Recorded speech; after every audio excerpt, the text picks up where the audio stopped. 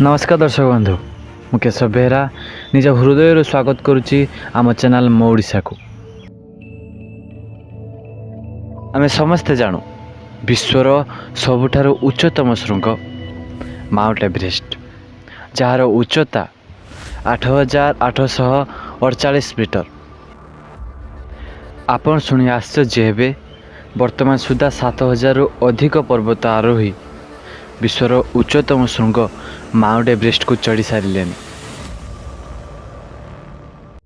किंतु एठी आमर कहिबार उद्देश्य यह कि जेतेबेले विश्वर उच्चतम शृंग को वर्तमान सुधा 7,000 रु अधिक लोक चढ़ी सारे ताले हिमालय रे थिबा कैलाश पर्वत को कहीं एते पर्यंत कई चढ़ी पारि नाहांती, जार उच्चता एवरेस्ट उच्चता ठारू प्राय 2,000 मीटर कम, अर्थात कैलाश पर्वतर उच्चता 6,638 मीटर। कौन पाई कैलाश पर्वत को एते पर्यंत कई चढ़ी पारि नाहांती?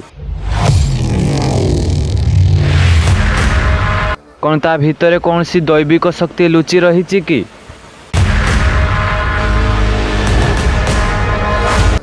ना एबे भी अछंती नीलकंठ त्रिशूलधारी तीन लोकर संहारकर्ता ताको परिवार सहित रहुचंती कि एई कैलाश पर्वत रे?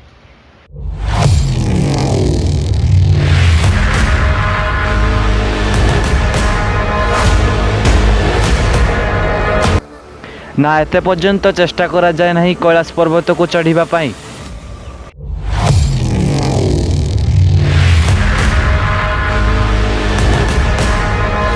आज आपण को आम संपूर्ण रूपे बताइबू यही कैलाश पर्वत रे लुचि रही केतेक गुमर कथा विषय रे।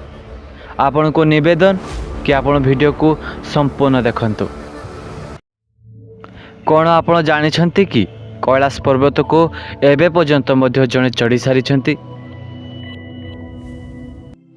आज्ञा हाँ, तिब्बतर जने आध्यात्मिक सन्थ जहाँकर ना दर्शन मिनेरेपा से प्रथम मानव जे कि एबे पर्यंत सुधा एका कैलाश पर्वत आरोही भाव में जना जाए।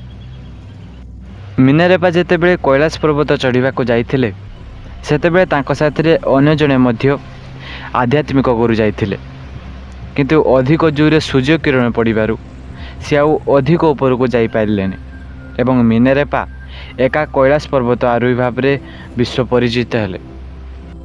मार्पा सन्त मिनेरेपांको गुरु थिले।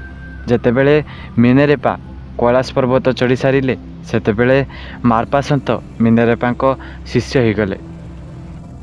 यह नुहे कि तापरे मध्य कई चेष्टा करि नाहंती कैलाश पर्वत को चढ़ीबा पाई। तापरे मध्य शह शह लोक चेष्टा करिसेंती कैलाश पर्वत को चढ़ीबा पाई। जेतेबेले रूस रो जणे पर्वत आरोही सर्गेई यास्टियाकुन सी जेतेबेले पर्वत रे समस्तଙ୍କଠୁ उच्च को जाइथिले से कहिले से जेते ऊपर को जाउथिले तांकर हृदयर स्पंदन आस्ते आस्ते बढ़िबा को लागिला।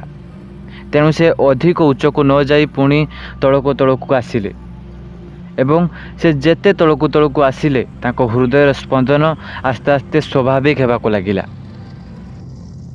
आमे समस्ते जानू आम नख चूल आदि बढ़िबा को प्राय अति कम रे 1 रु 2 सप्ताह लागे, किंतु आपण शुणी आश्चर्य हेबे किछि पर्वत आरोहींकर कहिबार कथा यह कि कैलाश पर्वतर उपरे मात्र 12 घंटा रे तांकर नख चूल आदि बढ़िबा को लागिला।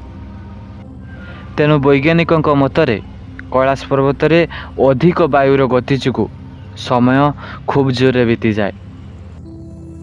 बेले बेले कैलाश पर्वतर उपरे विभिन्न रंग मिश्रित इंद्रधनु तथा कैलाश पर्वतर ओमकार मध्य शोभा जाए। वैज्ञानिक मतरे यही ओमकार हिमालयर बरफ तरलिबा जोगु होइथाय बोली कहा जाए। किछि धर्मगुरुंक मतरे कैलाश पर्वत रे एबे सुधा भी महादेव आ तांको परिवार रहुचंती बोली सुना जाए। सेमानक मतरे कैलाश पर्वत को सी ही चढ़ी पारिबो जे जणे धार्मिक एवं सच्चा मानव होइथिबो। आज एठू विदाय नेउछु दर्शक बंधु। जदि आपण को आमर भिडियोटी टिके भी भल लगी ताले लाइक कमेंट शेयर करंतु एवं एमिति एजुकेशन वीडियो देखिया पाई बा आम सहित जोड़ी रहिबा पाई आम चैनल मो ओडिशा को फॉलो सब्सक्राइब करंतु। रहुची जय जगन्नाथ।